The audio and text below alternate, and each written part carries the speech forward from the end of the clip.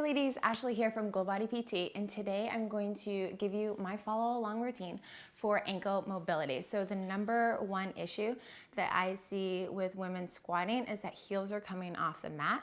This is going to compromise your movement pattern.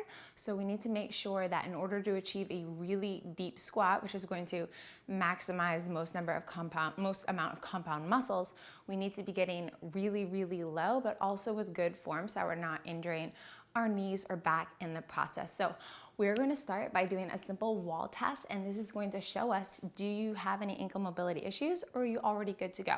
If you do have ankle mobility issues, you're going to continue to follow along with me. We're going to do my short and simple post-workout routine that you can just follow along with. You're going to want to have a step stool.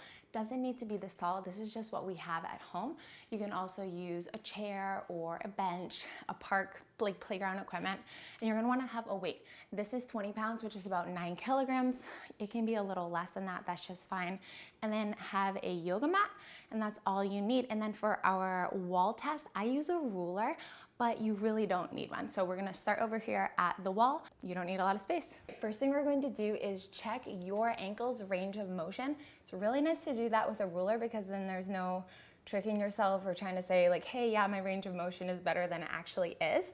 So the ideal range of motion is going to be 5 inches. If you don't have a ruler though, I've got you covered, girl, because when you put this down, put your fist against the wall and extend the thumb completely. That's exactly 5 inches for me, so an easy cheat for you at home if you don't have a ruler. But I want you to be able to make progress from wherever you're at. So we're gonna just start at the 5-inch mark and see how far we go. If you're just using your hand, you're gonna look like this. Now making sure that hips are square with the wall, driving your knee and your hips forward. No knee valgus is happening, right? We're not gonna allow the knee to cave in because that's an easy way to cheat. We want the knee to drive straight forward, hips are driving straight forward, and then try to make contact with the wall. If your heel comes up at all, you know that you don't have quite that range of motion yet. So scoot it forward about 1 centimeter and try again. And there we go. This is where I want you at, where your heel is completely on the floor and toes forward. So for me, that's about 4 inches and 3/4. And I really want to achieve 5, so it's something I'm going to continue working on. And then same thing, you're going to check the other foot just so you know your starting point. And drive the knee forward. It's very common for your ankle mobility to be asymmetrical, to not be even. Sometimes one of your legs are a little bit longer. You could have a longer femur. You might just be tighter or stronger on one side, which can cause more tightness. So know that it is normal if they're not exactly even, but you do want to create symmetry, especially if you're a runner, so that we can avoid injuries. Good, so that one is 4 3/4 as well. So I'm about even on both sides, but I still want to make a little progress. We are going to do my follow along ankle mobility routine together, starting here with a step stool. You can also just use a simple kitchen chair or a bench or a trunk if you don't have a step stool. Let's get started with our follow along routine. I want both feet up on your step stool, or remember you can be staying on anything that you have at home. We're going to raise up all the way up to tippy toes, and we're going to get a complete dorsiflex. So let the heel sink down, down, down, down. Now bend the knees. What this is doing is this is going to stretch more than just the gastroc, more than just the meaty part of the calf, which is what most people stretch. It's also going to stretch the soleus, which reaches all the way down, attaches at the knee, inserts down at the ankle. We're stretching that whole thing, driving the heels down. Now reach all the way up again. We're gonna do 10 reps of those. Held that one a little bit longer than we need to. We're going for about 10 seconds on each, and then completely drop down, bending the knees. Heels are driving toward your mat, reaching heels down, bending the knees, chest is up and up again. And sit down, bend, bend, bend at the knee. And up for number 4, how much height can we get? And then completely flex out the foot, getting a full heel drop, driving knees forward, up to tiptoes, down, knees forward, chest is high. We're going for 5 more reps. Tiptoes, down, knee drive forward. So you can have poor ankle mobility for a lot of reasons. It's probably not your fault. Just the fact if you wore high heels in your life or boots or just running shoes even that have high heels that are too high, it's going to affect your ankle's range of motion, and therefore when you try to squat and be in a nice flat position, you struggle to achieve that range of motion. Other things that can cause poor ankle mobility are sitting a lot, which I think we probably all do a little too much sitting, whether we're on the computer, driving, sitting on the couch. Being in a non-flex position is going to reduce our flexibility in the ankle area. And up on toes again, and down. And then I feel like when I'm pregnant, my Achilles and arches get a little tighter, probably just from carrying extra weight that my body isn't used to all the way up. And then I need to work on it even more when I'm pregnant to prevent plantar fasciitis in my heels and arches. And drive knees forward. This last one we're holding for about 30 seconds. I really want you to think about sitting glutes down, down, down, driving knees forward, heels are going down, down, down. So sink down, shoulders are down and back. We're not arching forward like this, no slumping. Full extension.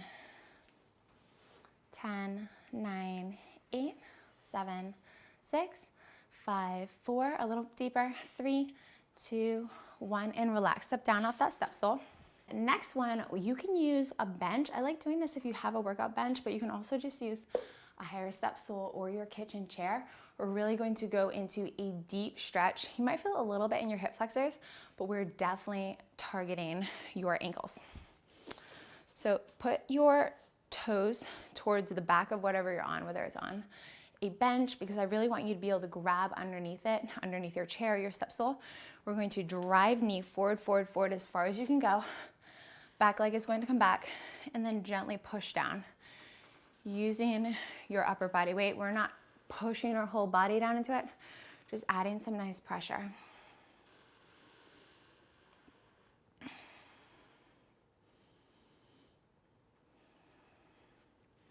And holding here for about 30 seconds on each side. So pre-workout, if you are doing any ankle mobility before you do squats, for example, I want you to do 10-second holds and do about 5 reps each time. So it adds up to about 50 seconds total. When you're doing these post-workout, we really want our holds to be longer. So I'm talking at least 30 seconds each time. And that's because it's proven to, before you're training, if you overstretch muscles, it can reduce your power output. So last thing I want is for you to not feel as strong or as fast or be able to put out optimal power during your key workout because you're doing these long type of hold stretches pre-workout. So save these for post-workout. This is the perfect post-workout routine. If you want to go a little bit deeper with this, what you're going to do is grab the bottom of your chair, your step stool. You're going to pull down on it. And just think about driving the knee forward. How far can we get it forward? Not a lot of pushing doing back here. This rear leg is just here for balance and stability.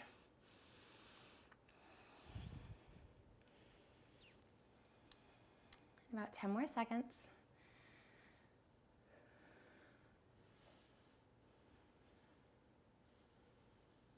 And relax, come up out of that. So we won't need our step stool again. You can go ahead and put that out of the way. Now meet me down on your yoga mat or your carpet and coming up onto tiptoes, not letting knees fall in, nor are they falling out. My knees want to go out because I'm about 22 weeks pregnant right now. So I'm just going to widen my legs a little bit to make sure that knees come forward and that when knees land on the mat, we're coming straight up, the knees are not caving inward. So see how we're getting a nice elongated stretch in the arches. The toes are facing forward. Your toes might feel tight, but it's all connected. So toes related to the bottom of your arches, related to your ankles. So we're getting some good release here. We're gonna come up out of this and just the little man lunges. So we're gonna get this back foot almost flat on the floor before we lunge forward, flat on the floor, and then lunge forward. How low can you stay in these little tiny walking lunges? And then stand up and turn up around out of that. Foot flat, little tiny lunge, knees coming practically to the ground or even touching the ground if you can manage. Getting good flexibility out of those toes. Your chest is high, chest isn't falling over. And then one more time, the length of your mat. Lower down. Feeling the full range of your ankle open up.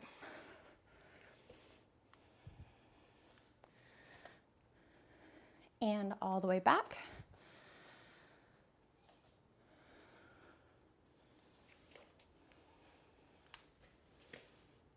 And then we're gonna finish at the end of the mat here, back into our toe stretch. So getting on your toes, plant the knees, chest comes up, sit down if you want to.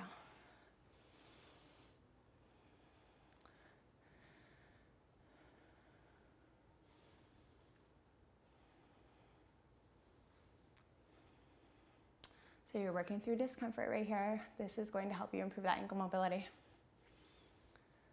In 3, 2, 1, good. Next exercise I'm gonna show you unweighted, but I want you to have a weight available. You can totally use a dumbbell for this. You don't need to have a kettlebell. This one's 20 pounds, 15 pounds is also going to be great. So first we're just going to squat down. We're into a nice wide-legged squat. Feet are out at a 15-degree angle, and we're reaching glutes back, back, back, and down while keeping a nice neutral spine, meaning the spine is going to stay straight. It's not going to curve, nor is it going to sway back, sticking out the glutes, okay? So sitting deep down into it, hands are out front for a nice counterbalance. And as we get nice and low, this might not be your depth right now, okay? Heels might be coming up. This might be your depth. I'm totally okay with that. What we're gonna do is we're gonna do a little bit of a swivel, so face your torso towards the knee. We're gonna drive it forward with body weight first. Driving it forward. Good. Turn, face torso towards the opposite knee, and drive it forward. Now see if you can get a little bit deeper. This is my deep squat right now. I'm really going to push on it.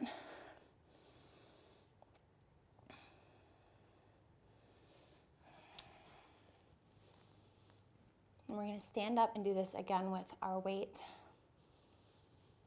3, 2, 1. Stand up strong and grab your weight. So again, you're going down to your max squat capacity. I'm just going to show it from behind for a different angle.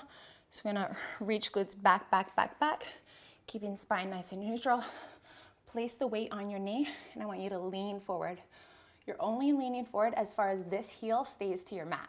Once the heels come up, you have gone too far. You're not getting anything out of this anymore. Want the heel planted.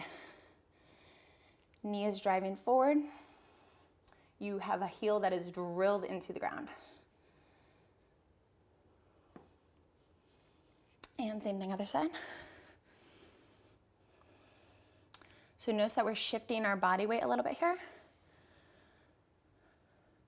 How far can you get your knee to reach over? Just picture those inches, just like you did that we did with the ruler. I know that when you remeasure at the end, that you're gonna have more mobility than when we started. And one more time on each side. Lean, lean, lean, lean. If you're struggling to get low due to lack of groin flexibility, what you can always do is you can always drop a knee to get a little bit deeper. Perfect modification for you. And last swivel. And again, you can feel comfortable to drop the knee if that helps. Heel is drilled into the mat. Think about wide toes, spreading the toes out. Don't have them smushed in shoes that are too small for you, too narrow. We want wide toe shoes. And come up out of your deep squat. And then last one is foam rolling. So I'm gonna grab my foam roller and we're gonna hit the shins and the calves because both can be related to ankle tightness. So meeting me down here on your mat, we're going to start with shins because shins are always the more painful for me, but this is really going to pay off. So what I want you to do is get your shin on here, and we're focusing on the outside of the shin, not the actual bone. I'm talking about the meaty part, okay? So getting on the meaty part, and then you're going to cross the other leg over. If this is absolutely too painful for you, I want you to have your other foot here at the side to just take a little bit of body weight pressure off. What you're going to do is just slowly roll until you find your most sensitive spot. It's most likely some adhesions, little knots built up there. Just trauma from everyday life or sports you might have grown up doing. Once you find that spot, we really want to put some weight on it and just stay put. We're going to try to hang out here for about 20 to 30 seconds to get some good release. Now rolling back and forth, that's never how foam rolling was designed from the beginning. When scientists discovered that this actually has effects on the Golgi tendon organ, that it can release and provide muscles to relax so that they can reach their full length. So rolling up and down, you're really just wasting your time. The only time you should be rolling up and down is to find where those really tender spots are, because that's where we need to get released. So I feel like we're good there. I'm gonna go a little bit lower. It's super tight there, which is getting closer to the ankle area.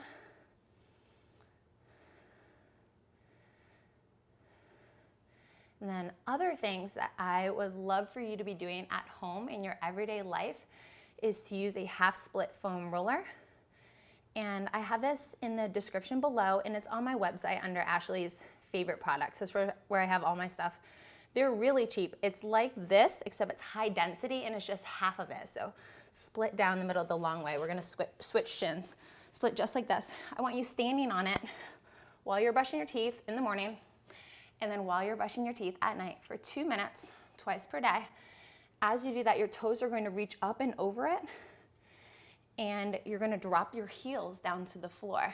And then you'll slightly turn your torso to the left, forward, to the right, and you're going to feel where it's most sensitive in your Achilles and in your heel and in your ankle region. And you're just gonna be attacking it just in that nice, steady motion, multitasking as you're already brushing your teeth. A really simple thing that you can be doing at home on an everyday basis. As far as this routine, I recommend doing it twice a week, no more than that. More isn't necessarily better. Man, it burns. We're gonna find a new spot on the shin. The spot is also really tight for me.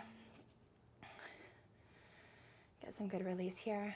Remember, if this is too much for you, you can always take some body weight off by putting your leg to the side. About another 10 seconds, and then we're gonna switch over to calves.